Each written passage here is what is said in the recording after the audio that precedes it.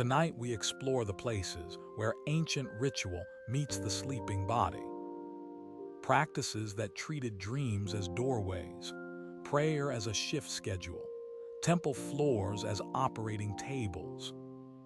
For at least 5,000 years, human beings devised structured methods for changing consciousness through sleep, breath, and deliberate stillness. These methods weren't random. They were systematic, passed through lineage, and refined across generations. Picture a Greek pilgrim lying on a stone bench in a darkened hall sometime in the 4th century BCE. Now picture a Tibetan yogi resting in a mountain hermitage in the 12th century, and a Byzantine monk waking to chant psalms at midnight in Constantinople. These people inhabited radically different worlds, different languages, different gods, different centuries. And yet each one, without knowing it, was running the same biological experiment on the same nervous system.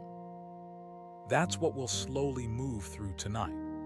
100 quiet observations about spiritual practices that change the body's relationship to sleep, to dreaming, and to the border between waking life and something else entirely.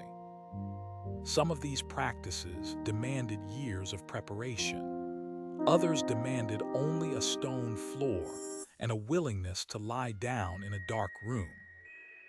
We'll start in the mountains of Tibet, where a practice has been quietly handed from teacher to student for over 1,000 years. Then we'll travel to Constantinople, where monks divided the night into rotating choirs so that singing never ceased. We'll walk through the healing sanctuaries of ancient Greece, where patients slept on animal skins and waited for a god to visit them in their dreams. Along the way, we'll trace what modern neuroscience now detects in each of these traditions: the brainwave signatures, the hormonal shifts, the quiet biological machinery running beneath every prayer and every vision. You don't need to follow every detail. Let the facts arrive slowly. Let them settle into whatever space your mind has right now. The night is long. These practices are patient. Let's begin. In the Kagyu and Nyingma traditions of Tibetan Buddhism, there's a practice called Milam. English speakers usually translate it as dream yoga, but that translation misses something important. Milam isn't a lucid dreaming exercise you can pick up from a book. It isn't a standalone meditation technique you practice for 20 minutes before bed. It's a complete tantric path, a sadhana, practiced alongside waking contemplation as part of a larger system of spiritual training. The system it belongs to is called the Six Dharmas of Naropa. These 6 practices were compiled in the 11th century by the Indian Mahasiddhas Tilopa and Naropa, and they include inner heat, known as tamo, clear light, called ursul, the illusory body, julu, bardo yoga, consciousness transference, called phawa, and dream yoga itself. 6 practices, not 5, not 7, 6. Dream yoga sits among them like one room inside a larger building. You don't enter it on its own. You enter through the whole structure. Before a practitioner can start Milam, 3 formal transmissions must come from a qualified lineage holder. The first is empowerment, called Wang. The second is a reading transmission, called Lung. The third is personal oral instruction, called Tri. Without all 3, the practice is considered incomplete. You can't simply decide to begin. Naropa himself specified that for 13 generations in Tibet, the 6 yogas should be kept secret and passed exclusively as an oral tradition. Nothing written down. This structure preserved the practices across centuries, but it also meant they couldn't spread widely. The knowledge lived in the relationship between teacher and student, nowhere else. The Shampa Kagyu lineage traces its dream yoga instructions to the Tibetan Yagin Kyumpo Nelger, lived from roughly 1050 to 1140. He codified 6 distinct procedures to be performed during the dream state itself, not merely as preparation before sleep, but as actions taken while dreaming. Steps carried out inside the dream by a mind that knows it's dreaming. The goal of Milam isn't entertainment. It isn't the recreational thrill of controlling a dream. The goal is recognition, recognizing that all phenomena, both in sleep and in waking life, share a dreamlike quality. This recognition is understood as a direct path toward understanding emptiness, what the tradition calls sunyata, and toward liberation itself. Here's the thing about dream yoga that most Western accounts leave out. The tradition treats sleep as a rehearsal for death. If you can recognize that you're dreaming while you dream, the teaching holds. You can recognize the nature of experience at the moment of dying. The two thresholds, falling asleep and dying, are understood as structurally identical. Now this is where the ancient practice meets modern measurement. The prefrontal cortex, specifically the dorsolateral and ventromedial subdivisions, is the neurobiological key to both dream yoga and what Western science calls lucid dreaming. During ordinary REM sleep, this region goes quiet. It's suppressed. That's why most dreams feel real while they're happening. The part of the brain that would normally say, "Wait, this doesn't make sense," is offline. But dream yoga's techniques of daytime metacognitive practice, treating waking events as if they were dreams, questioning the solidity of experience throughout the day, appear to maintain partial activation of the prefrontal cortex even during REM sleep. The practitioner carries a habit of questioning into the dream. The brain follows. EEG studies have found a specific signature for this moment of recognition. When a dreamer becomes lucid, when the thought, "I am dreaming," arises inside the dream, there's a burst of activity in the gamma band, around 40 Hz, at frontolateral scalp electrodes. Researchers Motorolem, Voss, and Hobson documented this pattern in signal-verified lucid REM episodes. 40 Hz, a brief electrical flicker at the front of the brain. That's the measurable trace of waking up inside a dream.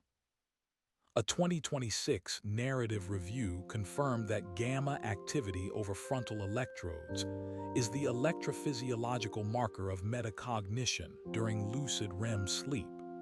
At the same time, alpha band synchrony between 8 and 12 Hz links frontal and parietal areas for self-reflective processing. The precuneus and the temporoparietal junction are the key parietal nodes in this circuit. What Tibetan texts call recognizing the nature of the dream is, in EEG terms, the recruitment of a frontoparietal gamma alpha network that normally stays dormant during standard REM. There's another piece worth sitting with. During lucid dreaming, beta band power, 12 to 30 Hz, drops at right central and temporoparietal areas compared to waking. This drop reflects perceptual decoupling. The brain disconnects from external sensory input while internal imagery stays vivid. Dream yoga practitioners who report seeing light during practice may be experiencing exactly this, decoupling from the outside world while the visual cortex generates its own illumination from within. And delta waves, the slow, deep oscillations between 0.5 and 4 Hz that characterize dreamless sleep, are suppressed during lucid REM. A narcolepsy study documented reduced frontocentral delta power during lucid episodes compared to non-lucid ones. Delta waves reflect neuronal off states, moments when prefrontal neurons go silent. Their suppression during lucidity means those neurons are being kept active. That's what dream yoga trains for, year after year, decade after decade, keeping the lights on in a part of the brain that normally goes dark when you fall asleep. Some practitioners claim something even more unusual. Advanced dream yoga and transcendental meditation practitioners report maintaining lucid awareness throughout the entire sleep cycle, including during deep, dreamless NREM stage 3 sleep. In 1970, at the Menninger Clinic in Kansas, a yogi named Swami Rama demonstrated something that should not have been possible under any current model of consciousness. While hooked up to an EEG, he voluntarily entered delta wave sleep, the deepest stage, where awareness is normally absent, and then recounted a nearby conversation word for word. His brain showed the electrical signature of unconsciousness, but he was aware the whole time. No current neurological model explains how he did that. The biochemistry of dream yoga maps onto what we know about REM sleep chemistry. REM is dominated by high acetylcholine and low serotonin and noradrenaline. These are the conditions under which vivid, hallucinatory dreams occur. Cholinergic neurons in the parabrachial pons, the lateral rodorsal and pedunculopontine tegmental nuclei, trigger and maintain REM sleep. Dream yoga's late-night practice sessions happen to overlap with the naturally highest acetylcholine surge of the night. The timing isn't accidental, even if the original practitioners didn't know the mechanism. Consider this. In a 2018 double-blind study of 121 participants, the acetylcholinesterase inhibitor galantamine increased lucid dream incidence from 14% with placebo to 42% at 8 milligrams. A clear dose-response relationship. Galantamine works by slowing the breakdown of acetylcholine, extending the cholinergic conditions that favor lucid dreaming. And here's a quiet detail. Ancient Asian herbal traditions used Huperzia serrata, which contains huperzine A compound with the same mechanism. Early practitioners may have unknowingly primed their dream yoga sessions with a plant that preserved acetylcholine in the brain. Both cholinergic and dopaminergic pathways support dream lucidity. Acetylcholine drives REM generation. Dopamine influences what happens once you're aware. The motivational salience, the ability to act with intention inside the dream. This maps onto dream yoga's higher stage instructions, where practitioners are told to transform dream content and face fears with equanimity. Structural MRI studies show that frequent lucid dreamers have larger gray matter volumes in the anterior prefrontal cortex and greater resting state functional connectivity between the anterior prefrontal cortex and the angular gyrus. Dream yoga's multi-year training may reshape prefrontal architecture over time, building the neurological hardware for sustained awareness during sleep. Multiple studies confirm that meditation practice is associated with higher lucid dream frequency. The mechanism appears to work through two pathways: altered REM sleep architecture, with increased time in late REM, and strengthened meta-awareness, the general cognitive ability to notice your own mental states. Dream yoga is, from a neuroscience perspective, a systematic meta-awareness training program designed to carry waking state self-monitoring into sleep. In 2023, the Mind and Life Institute began a research project combining behavioral investigation of Tibetan dreaming practices with neuroscience, monitoring advanced practitioners with EEG while enabling real-time two-way communication between experimenters and dreamers. And at the 2025 Cognitive Neuroscience Society meeting, researcher Ken Pauler presented novel sleep engineering techniques that explicitly connected to Indo-Tibetan Buddhist literature, exploring how sleep onset cognitive training maps to dream yoga principles. 1,000-year-old contemplative technology and modern EEG-verified sleep engineering, slowly converging on the same set of observations about what the sleeping brain can do. EEG recordings of long-term Tibetan Buddhist monk practitioners have revealed distinct transient modulations of neural response in the default mode network, along with large-scale network reconfigurations in both gamma and theta frequency bands during meditation. One study found that temporal frontal connectivity in the theta band was negatively correlated with years of meditation experience. The longer someone practiced, the less effort their brain needed to sustain the meditative state. A 2026 study at the Tibetan University of Sira-J used dynamic causal modeling of EEG to show that long-term meditation alters effective connectivity within the default mode network and salience network. Experienced meditators showed enhanced self-referential processing in ways that novices did not. A 2024 pooled EEG study across multiple labs found that gamma power also increased in right temporoccipital regions, including the precuneus, at the exact moment of lucid dream onset. The precuneus is a region consistently associated with self-referential thinking, with metacognition, with the sense of being a self who knows what it's experiencing. Theta waves, 4 to 7 Hz, are amplified during the hypnagogic state, the threshold between waking and sleep. This is the transitional corridor that Milam practitioners explicitly cultivate as a site of entry into conscious dreaming. Alpha to theta EEG transitions, vivid sensory hallucinations that precede the dream itself, a narrow doorway between two worlds. These observations describe how dream yoga practitioners train their nervous systems to remain aware during sleep, and what modern instruments now detect when that awareness arises.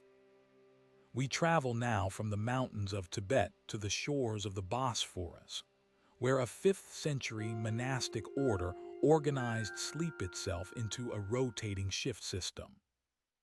The Akometi. In Greek, the word is letter 1F00 cap omicron iota mu eta tau omicron iota. It means the sleepless ones. They were founded around 400 CE by a man named Alexander Achaemenes, a Roman military officer turned desert ascetic who sold his possessions after encountering the words of Matthew 19:21. He arrived in Constantinople with somewhere between 300 and 400 monks, and he established what was called Laus Perennis, perpetual praise, chanting that never stopped, not for an hour, not for a day, not for a century. The practice was literal fulfillment of Paul's instruction in 1 Thessalonians, pray without ceasing. But here's what most people miss when they hear about the sleepless ones. The monks themselves weren't personally sleepless. What was sleepless was the institution. The communities were divided into rotating choirs, Greek speakers, Latin speakers, Syriac speakers. These groups relieved one another continuously, so that at no moment in any hour was the chant interrupted. 6 choirs rotated in sequence throughout the day and night. Individual monks slept in shorter blocks between choir shifts. Not one long sleep, but segmented rest periods scattered through the 24-hour cycle. The mother house sat on the eastern shore of the Bosphorus. Local populations gave the monks their defining name. From the outside, the building never fell silent. That's all anyone needed to know. The biological reality of this schedule has been directly measured.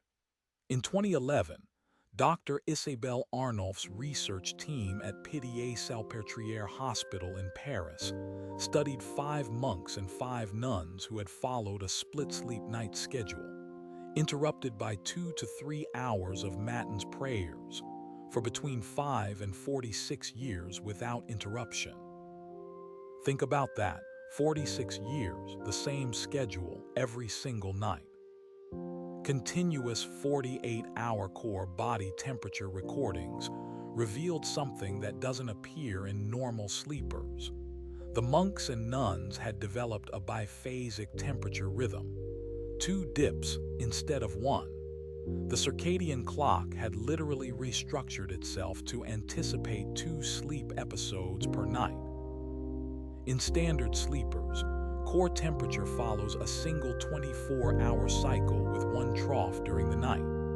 In the monks and nuns, a secondary plateau or rise of temperature appeared during mid-sleep, lasting approximately 296 minutes, plus or minus 39, corresponding precisely to the scheduled nocturnal awakening for the matins office. The monk's body temperature began rising approximately 85 minutes before the alarm sounded for matins. The circadian clock had fully internalized the artificial schedule and was physiologically anticipating it. The body knew. Before the bell rang, the body already knew. The monks reported earlier sleep onset, around 8:05 p.m. on average, and earlier offset, around 6:27 a.m. They slept about 6.5 hours total compared to 7.6 hours for controls. Their biphasic temperature profile closely resembled the profile observed when healthy volunteers are experimentally placed in a short 10-hour photo period. This mirrors what researchers now believe was the natural sleep pattern of pre-industrial humans during long winter nights. A first sleep, a waking interval, then a second sleep. The Archimedes liturgical schedule may have preserved a pre-industrial human chronobiology lost to the modern world. Polyphasic sleep, splitting rest into multiple shorter bouts, isn't pathological. Comparative biology shows it's the rule, not the exception, across the animal kingdom. The monks weren't breaking their biology. They were recovering a more ancient pattern that artificial lighting erased. But the schedule had neurological consequences. Some of them were unsettling. The Arnolf study documented that monks experienced more sleep-related hallucinations than controls. 6 of 10 monks reported hypnagogic experiences, including, and this is a direct quote from the study, a nightmarish, prolonged feeling of a demoniac presence at sleep onset after matins. This is a predictable neurological consequence of the split schedule. Abrupt awakenings disrupt sleep inertia. Re-entering sleep after the liturgy plunges the brain through NREM stage 1's hypnagogic corridor at high cognitive arousal, producing vivid and often intense imagery that monks interpreted as encounters with spiritual forces. More frequent sleep onsets mean more hypnagogic transitions per 24-hour cycle, more chances for the brain to generate involuntary images at the boundary of consciousness, more visions.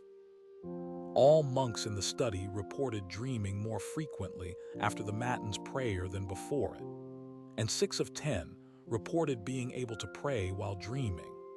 Re-entering REM after the midnight office, with the mind saturated by liturgical content, seeded dream imagery with that exact content. The experience of praying in dreams is neurologically the consolidation of procedural and semantic memory happening in post-matins REM sleep. The Psalms traveled from the chapel into the dream. The chanting itself produced measurable biological effects. Sustained vocal resonance, the kind produced by hours of liturgical singing, stimulates the vagus nerve through its auricular and laryngeal branches. A study by Inbaraj and colleagues found that just 5 minutes of loud Om chanting increased high-frequency heart rate variability, indicating a shift to parasympathetic dominance.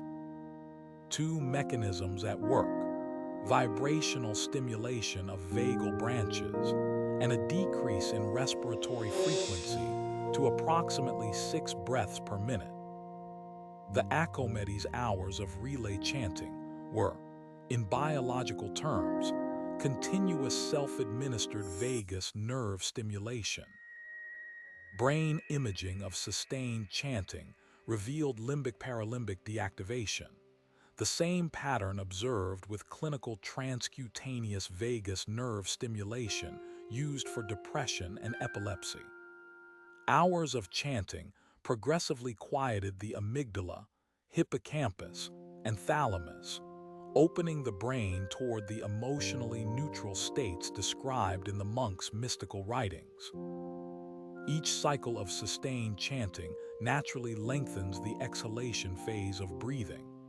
This extended exhale directly activates the parasympathetic nervous system, the rest and digest arm governed by cranial nerve X. After hours of relay chanting, returning monks would enter sleep in a state of deep parasympathetic dominance, with lowered cortisol, reduced noradrenaline, and increased adenosine sensitivity. Adenosine, the primary homeostatic sleep pressure molecule, accumulates in the basal forebrain proportionally to time spent awake and in intense cognitive activity. Monks who chanted psalms for 2 to 3 hours in the middle of the night accumulated elevated adenosine, which then suppressed arousal-promoting neurons and enhanced sleep-promoting activity in the ventrolateral preoptic nucleus. The plunge into deep sleep after matins would have been unusually rapid and intense.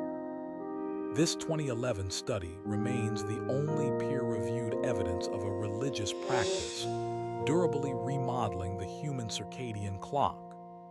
The suprachiasmatic nucleus, the master circadian pacemaker in the hypothalamus, had physically restructured its 24-hour temperature oscillation to accommodate a liturgical schedule designed 1,500 years ago. A 2023 interdisciplinary paper on Byzantine Orthodox monastic timekeeping confirmed that these schedules aligned worship, silence, fasting, and rest with natural light-dark cycles in ways that modern neuroscience would describe as optimizing circadian entrainment. The monks lacked any concept of the suprachiasmatic nucleus or melatonin, but their empirically derived schedule-synchronized sleep pressure, melatonin onset, and cortisol nadir, with a precision that modern sleep researchers would find hard to improve upon. Now we move south and backward in time, to the healing temples of ancient Greece, where sleep itself was the medicine. At the Asclepion of Epidaurus, patients underwent a ritual called enkomesis, sacred incubation. They slept in a dormitory called the abaton, waiting for healing dreams sent by the god Asclepius. The abaton was located north of the main temple, a porticoed building with a long, shaded colonnaded hall. Entry required prior purification, fasting, and sacrifice, a multi-day protocol whose biological effects prepared the nervous system for what was to come. Patients lay upon animal skins called a cline. That word, cline, is the etymological root of the modern word clinic. The skins were placed directly on the stone floor of the abaton. On cool Mediterranean nights, that stone floor maintained a temperature well below the patient's body temperature. This matters more than it sounds. Your core body temperature must drop by roughly 1 to 2 degrees Celsius for sleep to begin. The stone floor was doing what a modern cooling mattress pad does, pulling heat from the body, accelerating sleep onset. The architects who designed the Abaton may not have known about thermoregulation, but the building worked as if they did. The Abaton was deliberately dark, dim natural stone, partial underground positioning relative to the main structures. An absence of artificial light created near-total light deprivation during night hours. Darkness is the primary stimulus for pineal melatonin synthesis. Even 10 lux of artificial light can suppress melatonin by 50%.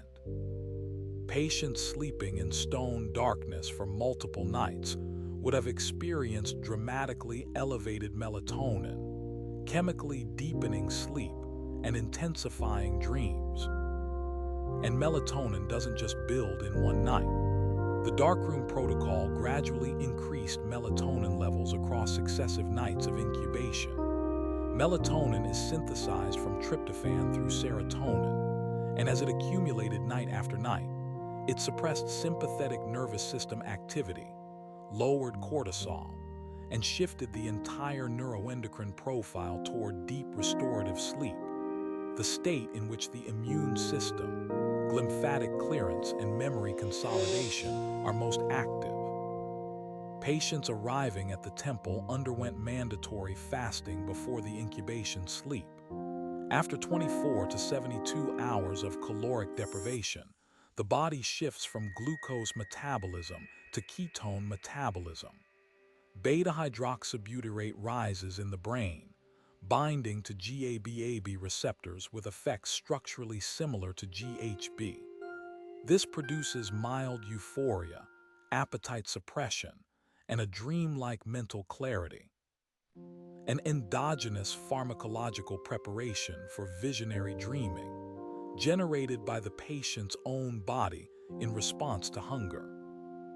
Fasting also elevates brain endocannabinoid levels, particularly within the hypothalamus and limbic forebrain. This shift increases the calming and anxiety-reducing quality of sleep-onset states. For a frightened, ill patient lying alone in a dark stone hall, waiting for a god who might or might not arrive, this biochemical shift was exactly what was needed to let go of waking consciousness and surrender to sacred sleep. The sacred springs of the Epidaurus sanctuary were described as having healing properties, and pilgrims drank from them as part of the preparatory ritual. Cold, mineral-rich spring water lowers core body temperature and provides magnesium, which modulates NMDA receptors and acts as a natural sedative. It also triggers the vagal reflex through the enteric nervous system. Genuine physiological sedation that enhanced the probability of a healing dream. The inscriptions at Epidaurus record specific types of encounters.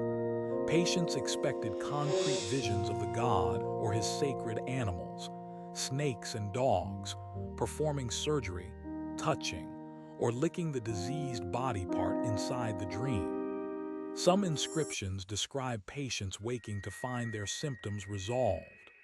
Others describe the god leaving instructions that temple attendants helped interpret.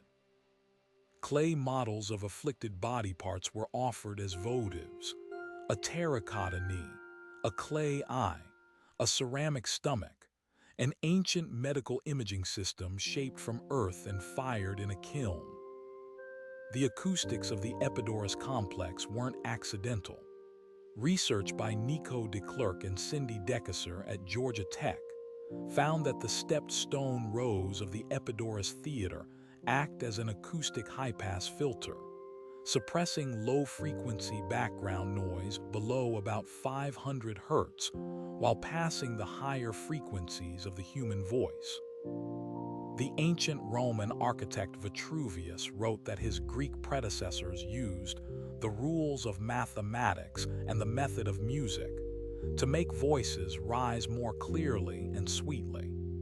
This was deliberate acoustic engineering in sacred spaces. The Abaton's stone construction, with its specific ceiling heights and enclosed dimensions, would naturally produce standing resonances similar to other sacred stone chambers documented across the ancient world. These resonances can amplify specific frequency bands in the human voice and priestly chants, contributing to entrainment effects that prepared patients for sleep. Adjacent to the Asclepian tradition, the oracle of Trophonius at Lebedea required suppliants to descend into an artificial underground cave. Before descending, they drank from two springs, one called Lethe, forgetting, one called Mnemosyne, memory. Inside the cave, they were stripped of every normal sensory anchor. A cognitive science analysis described the result: alteration of consciousness induced by sensory deprivation produced vortex and out-of-body experiences, hallucinations, and the sensation of direct communication with supernatural beings. The British Journal of Psychiatry described it as a kind of shock treatment associated with sensory deprivation, an ancient protocol for the forced induction of extreme altered states. Taoist and yogic traditions preserved detailed accounts of what happens during extended darkness retreats. Days 1 through 3 bring melatonin accumulation and deep quiet. Days 3 through 5 produce pinoline, an endogenous beta-carboline with properties resembling a monoamine oxidase inhibitor, enabling waking visions. Days 6 through 12 are described as territory producing transcendental experiences. Peer-reviewed science hasn't confirmed endogenous DMT production during darkness retreats, but the progressive neurochemical sequence through melatonin to pinoline is biologically plausible. These temple practices, the darkness, the fasting, the cold stone, the acoustic design, the mineral water formed a system. Each element independently shifted the body's neurochemistry toward deep sleep and vivid dreaming. Together, they created conditions that modern sleep science would recognize as nearly optimal for inducing hypnagogic and REM state experiences. The priests didn't know about melatonin or ketosis or vagal tone, but the architecture knew. Now we step outside the familiar temples and follow the trail of similar practices into less documented places. Beneath the island of Malta, there's a structure carved from limestone more than 5,000 years ago. The Hal Saflieni Hypogeum is the oldest known underground ritual complex in the world, dating to approximately 3,600 BCE. Deep within it lies a small space called the Oracle Room. Acoustic measurements of this room revealed a double resonance frequency at 70 Hz and 114 Hz. When a male voice is tuned to these frequencies, the sound echoes for up to 8 seconds throughout the hypogeum. Research at the Clinical Neurophysiology Unit of the University of Trieste confirmed that exposure to tones in the 90 to 120 Hz range physically alters EEG patterns. The 110 Hz frequency specifically reduces activity in the left prefrontal cortex, the region associated with language, logic, and analytical thinking, while increasing activity in the right hemisphere, which processes emotion, creativity, and spatial awareness. Loss of time perception, difficulty speaking, heightened emotional states, that's what subjects reported.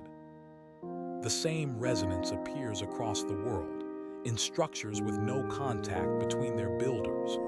The inner chamber of Newgrange, Ireland's great Neolithic passage tomb built around 3,200 BCE, resonates at 110 Hz.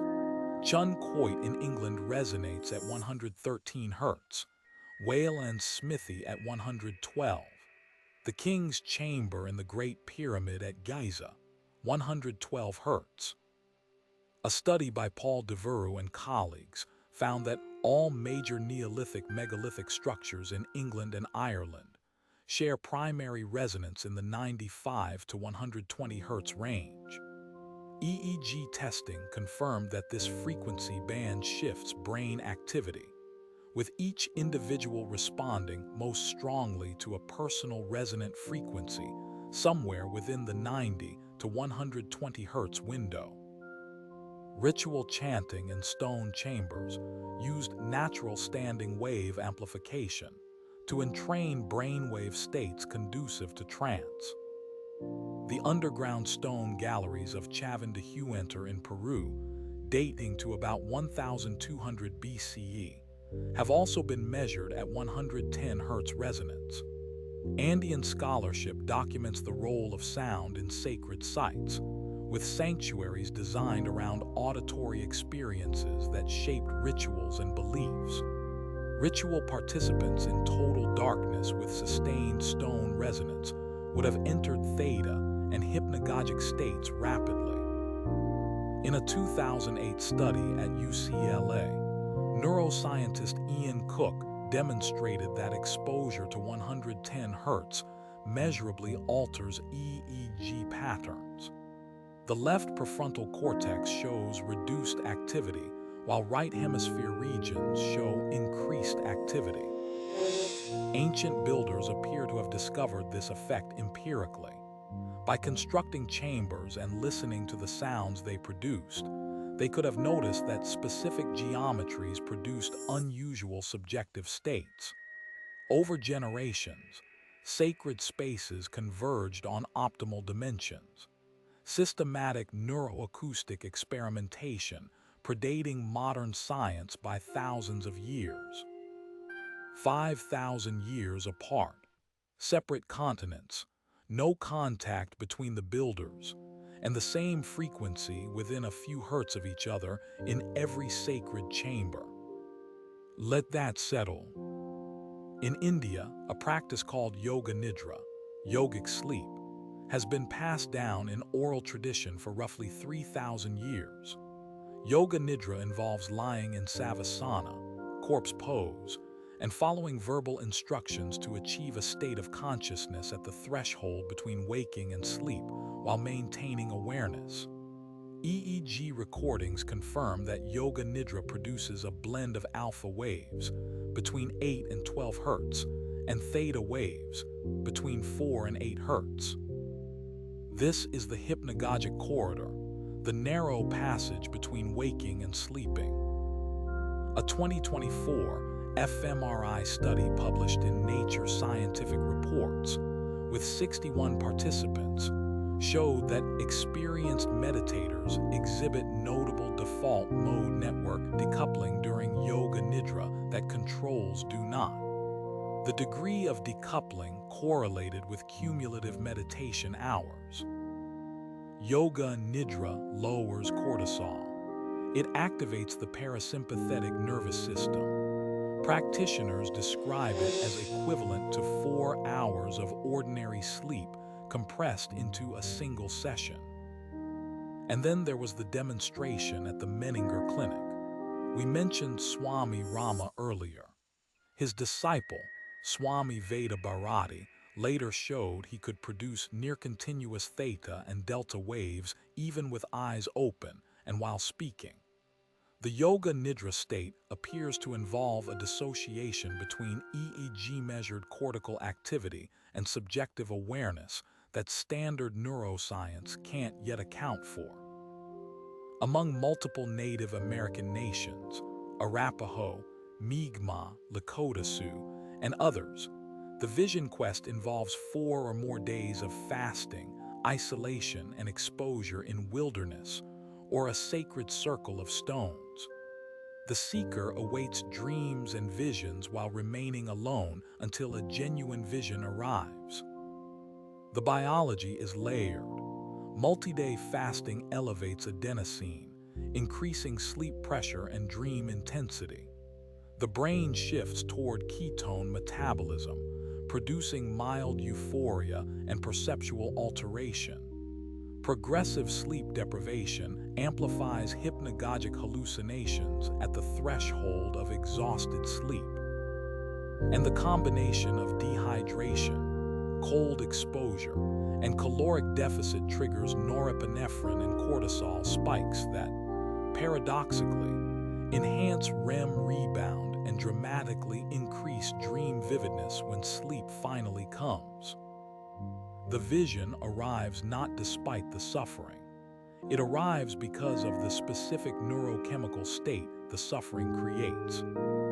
Kivas, the circular, semi-subterranean stone chambers used by ancestral Pueblones and modern Hopi and Zuni peoples, served ceremonial and spiritual functions. Participants enter through a roof hole by ladder and sit in a circle around a central fire, near a small hole in the floor called a sipapu, representing the portal to the underworld. The enclosed circular geometry, stone walls, and gradually depleting oxygen, the fire consuming available air in a sealed space, combined with monotonous drumming creates multi-channel physiological entrainment. Elevated carbon dioxide shifts breathing and alters blood pH. Drumming at 4 to 7 Hz may entrain theta brainwave activity, facilitating dissociative hypnagogic states. In Aboriginal Australian communities, among the Mardu and others, dreams carry equal or greater weight than waking events. Traveling in dream spirit form serves as a vehicle for revelation. The dreaming, Jukirpa, isn't a metaphor. It's a living domain accessed through sleep. These communities practice group sleep alongside extended ceremony, storytelling, and singing that preceded sleep onset. Rich semantic memory priming for REM dream content. Modern research confirms that pre-sleep mental content strongly shapes dream imagery through memory reactivation. Ancient Egypt built dream temples, Purank, adjacent to major temple complexes, particularly those dedicated to Serapis and Imhotep. Patients fasted, prayed, and underwent ritual purification before sleeping in cooled and darkened inner chambers, while priests performed low chants. Incense containing frankincense and myrrh may have delivered bioactive compounds, including boswellic acids and furinosquiterpenes, into the air of the sleeping chamber. In Babylon, around 1900 BCE, the Gyula healing goddess temple at Isin contained underground dream chambers with a stepped descent, requiring dreamers to navigate 7 descending levels before reaching the incubation space. Cuneiform tablets document specific incense formulas burned before and during incubation. The 7-level descent functioned as a structured hypnotic induction protocol. Each step further removed the dreamer from ordinary environmental cues, progressively depleting orienting reflexes and amplifying suggestion. The Babylonians also had a goddess of dream interpretation, Nanch, whose symbol was a vessel with water and a fish. Dream interpreters called Shabru underwent professional training programs requiring decades of study to classify thousands of dream symbols into interpretive frameworks. This is the world's earliest documented theory of something neuroscience now calls REM sleep memory consolidation. The recognition that dream content is systematically interpretable, that the brain uses dream imagery to process waking life information and emotional experience. The Norse Verlva, a seeress, practiced Sather, a form of shamanic prophecy. She sat upon a raised platform on a cushion of hen feathers and entered trance while a specific song called Vardlokur was sung by attendants. Monotonous rhythmic stimulation, particularly drumming at 4 to 7 Hz, can drive cortical theta entrainment through auditory pathways. Prolonged theta without the arousal of waking beta produces the hypnagogic dissociative state, boundary dissolution. temporal distortion. Vivid involuntary imagery. The raised platform with soft cushioning reduced proprioceptive feedback, and the social sonic environment, group singing surrounding the practitioner, provided acoustic containment. In the Sufi tradition, the whirling dervishes practiced sama, continuous 360-degree spinning for up to 1 hour without experiencing vertigo. MRI scans of 10 Sufi whirling dervishes showed notably thinner cortical areas in the hubs of the default mode network and in motion and body perception areas, including the right dorsolateral prefrontal cortex and left V5-MT visual motion area.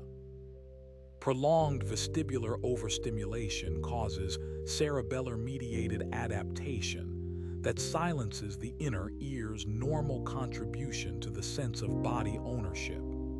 As the default mode network thins from years of practice, the sense of self-boundary dissolves during spinning. The Sufis call this state fana, annihilation of the self. Ego dissolution without pharmacology, achieved through spinning. These observations describe what practitioners across dozens of traditions actually did with their bodies, and what those physical actions produced in the nervous system. Now we look at the hormones, the brain waves, and the neurochemistry that modern instruments detect beneath these ancient practices. Long-term Vipassana meditators show measurably higher serum melatonin than matched controls. One study found median serum melatonin of 18.3 picograms per milliliter in meditators, compared to 15.6 in controls. The difference was statistically meaningful and positively correlated with years of practice. The same study found median serum serotonin of 149 nanograms per milliliter in meditators versus 118.1 in controls. Since serotonin is the direct biochemical precursor to melatonin, the conversion pathway runs from serotonin to N-acetylserotonin to melatonin. Elevated serotonin provides a larger substrate pool for pineal melatonin production, particularly during darkness. Ancient meditators who maintained disciplined sleep-wake cycles would have developed this neurochemical advantage progressively over years of practice. A Norwegian study of 27 advanced male meditators confirmed that baseline plasma melatonin was higher in meditators than controls, 4.9 picograms per milliliter versus 3.1. But here's an unexpected detail. Melatonin decreased during long meditation sessions themselves. The researchers speculated that the meditative state may temporarily suppress pineal secretion while building reservoir capacity for nighttime release. The pineal gland synthesizes approximately 30 micrograms of melatonin per day under normal conditions. The synthesis pathway passes from tryptophan through 5-HTP, then serotonin, then melatonin. Melatonin reaches peak synthesis between midnight and 4 a.m. That time window, midnight to 4 in the morning, is precisely the window targeted by most ancient nocturnal spiritual practices.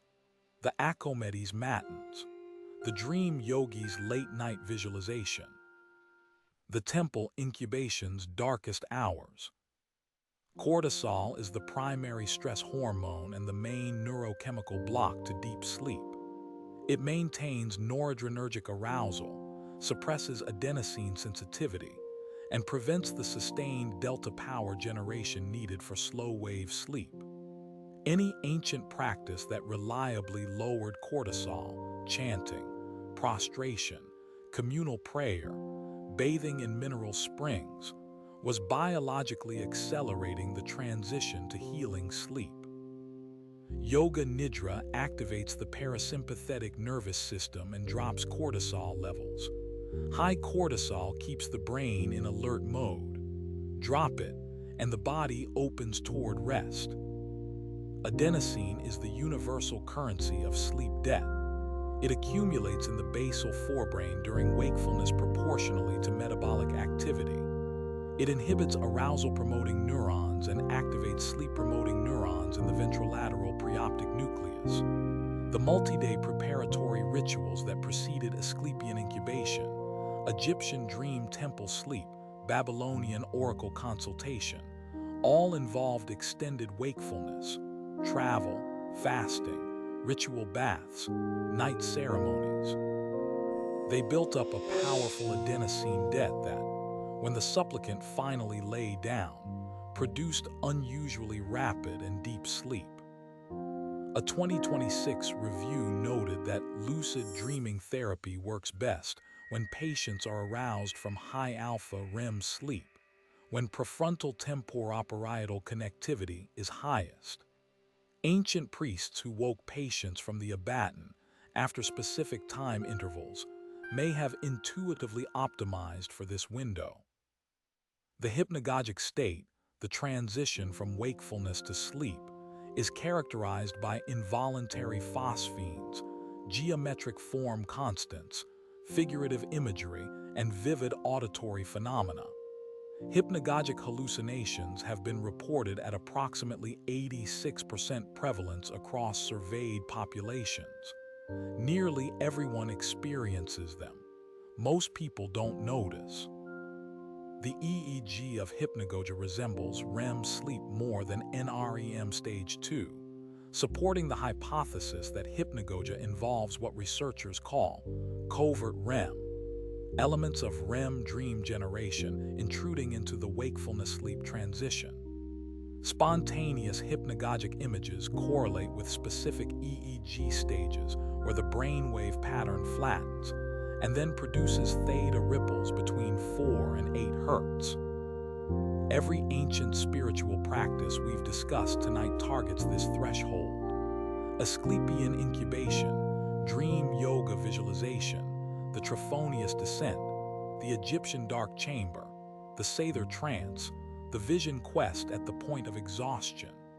All of them reliably deliver the practitioner to the hypnagogic threshold, where the boundary between the controlled and the involuntary dissolves, and where the nervous system generates its own inner world. What these traditions call the doorway to the spirit world, modern sleep science calls stage N1 sleep onset. The same biology, observed through different instruments. Now we pass through a quieter set of observations about the specific physical conditions that spiritual traditions converged on, and what modern biology says about each one. Body temperature must drop by 1 to 3 degrees Fahrenheit for deep sleep to begin. Many monastic sleeping environments, stone floors, mountain caves, unheated dormitories produce this cooling naturally. The monks didn't need a thermostat. The architecture did the work. Light exposure inhibits melatonin production. Monks who practiced in windowless meditation cells or entered dark retreats for weeks at a time inadvertently maximized melatonin release. The pineal gland, left undisturbed by photons, responded by producing more of the hormone that deepens sleep and enriches dreams. Red and near-infrared light wavelengths trigger specific cellular adaptations. Firelit vigils and candlelit prayer rooms produced narrow-spectrum light that modern research now studies for therapeutic effects. The warm glow of a candle does not suppress melatonin the way blue-white electric light does. The monks' refusal to adopt brighter illumination was, accidentally, a photobiological optimization. Melatonin release duration changes across seasons. In longer winter nights, the body produces melatonin for a longer stretch. Contemplatives who followed natural light cycles, rising with the sun, sleeping when it set, aligned their biology with these seasonal shifts without knowing the mechanism. Their bodies simply tracked the light. Sensory deprivation, silence, darkness, fasting, reduces cortical noise. The brain, deprived of its usual input, turns inward and amplifies whatever signals remain. Several spiritual traditions prescribed exactly these conditions before their most important rituals. The pattern is consistent across millennia and continents. Reduce external stimulation, and the internal world grows louder. Viewed through a biological lens, the major contemplative traditions appear as systematic protocols for circadian rhythm optimization. Dream yoga targets cholinergic REM peaks. The Akometi restructured by phasic sleep cycles. Asclepian incubation exploited melatonin elevation through darkness. The Vision Quest tapped into adenosine accumulation and REM rebound. Yoga Nidra trained voluntary entry into parasympathetic delta states. Different traditions, different centuries, different languages for what happened, but the same nervous system responding to the same physical conditions, producing the same altered states. We reach the edges now, the fringe practices, the forgotten rituals, the traditions that push the body to its outer limits. Simeon Stylites was a monk who reportedly spent 37 years on a stone pillar near Aleppo. He slept in brief intervals while standing or leaning against a railing. The pillar was originally about 3 meters tall. Over the decades, it was raised to approximately 15 meters. He preached to the crowds who gathered below. He advised emperors by letter, and he never came down. The sleep deprivation alone would have produced persistent hypnagogic hallucinations. The exposure to sun, wind, cold, and heat would have subjected his circadian system to constant disruption. His body would have entered states that modern sleep medicine associates with psychosis. Yet the historical accounts describe him as lucid, articulate, and coherent across decades. The Stylite tradition spread. Other monks followed his example. Columns appeared across Syria, Palestine, and Constantinople. Each one a human being standing on stone in the open air, sleeping in fragments, reporting visions that their communities treated as prophecy. In the Sufi tradition, dream interpretation, Tabir treated sleep visions as messages requiring trained decoding. It wasn't casual guidance over breakfast. It was a practice with its own schools, texts, and lineage of interpreters. The interpreter was a professional trained over years to read the symbolic grammar of the dreaming mind. Decades of study to classify thousands of dream symbols into interpretive frameworks. Hermetic and theosophical tradition described the soul as partially departing the body during sleep, traveling through astral planes that could be mapped and navigated with training. Whether or not you accept the ontological claims, the phenomenological descriptions match what modern research documents during out-of-body experiences in hypnagogia and REM. Altered proprioception, visual imagery of floating or flying, a subjective sense of separation from the physical body. Some ascetic traditions used deliberate sleep deprivation not as punishment, but as a threshold. The point where ordinary perception breaks down was considered a doorway. The hallucinations that arrive after 48 or 72 hours of wakefulness weren't symptoms to be treated. They were destinations to be reached. Across all these traditions, the pattern repeats. Alter the body's physical state through cold, darkness, stillness, or rhythm, and the mind enters territory it doesn't visit during ordinary waking life. The method varies, the result converges. Byzantine Orthodox monastic timekeeping, studied in a 2023 interdisciplinary paper, demonstrates that monastic schedules aligned worship, silence, fasting, and rest with natural light-dark cycles in ways that modern neuroscience would describe as optimizing circadian entrainment. The monks lacked any concept of the suprachiasmatic nucleus or melatonin, but their empirically derived schedule synchronized sleep pressure, melatonin onset, and cortisol nadir with remarkable precision. These rituals span 5,000 years and dozens of civilizations, yet they converge on the same small set of physical conditions: darkness, reduced temperature, rhythmic sound, stillness. Modern sleep science is now measuring what temple priests and mountain monks once described in metaphor. The EEG traces what the mystic called illumination. The thermometer records what the ascetic called surrender. The hormone assay quantifies what the healer called divine intervention. The instruments differ. The biology is the same. The brain during sleep is not idle. It consolidates. It repairs. It reorganizes. The glymphatic system flushes metabolic waste from between the neurons. Memory traces are strengthened or pruned. Emotional experiences from the day are reprocessed and woven into older patterns. The ancients who treated sleep as sacred activity weren't wrong about its importance. They were only working with a different vocabulary for the mechanism. A Greek patient sleeping on animal skins in the abaton at Epidaurus. A Tibetan yogi visualizing a luminous syllable at the throat chakra. A Byzantine monk rising at midnight to chant psalms in a stone chapel. A Pueblo elder descending into a kiva by ladder in the firelight. A Norse seeress sitting on feather cushions while attendants sang around her in the dark. Each one was altering the same nervous system.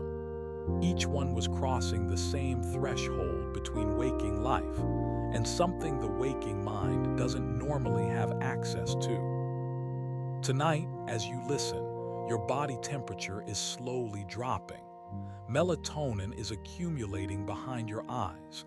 The pineal gland is converting serotonin into the molecule that will carry you towards sleep.